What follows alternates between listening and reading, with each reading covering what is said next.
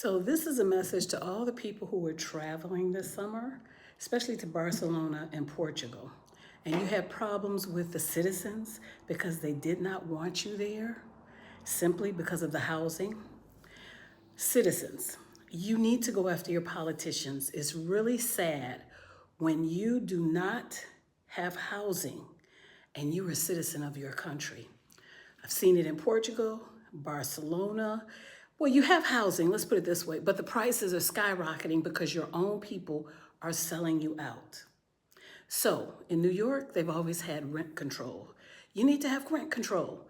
If you're a citizen, you can't increase your rent but so much.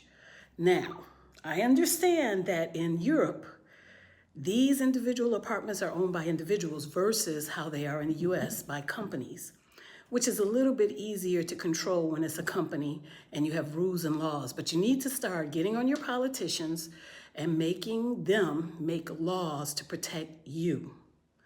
Don't spray people with water. It's not getting anywhere. You're still on the street. Don't curse out anyone or try to attack them. You need to go to the higher ups and get them to initiate some rent control.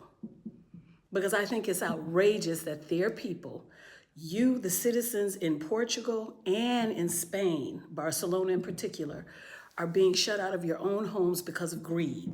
Now just make sure your politicians aren't the greedy ones, because they could have also tons of Airbnbs that you don't know about, which is why this continues.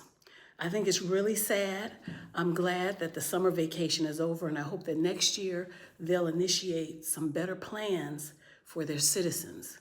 Citizens of a certain country should not be on the street, should not be living in shelters, should not have to squat in a campsite where there's land, and especially your educators who are kicked out of their homes in the summer because somebody wants to make a lot of money. That's crazy.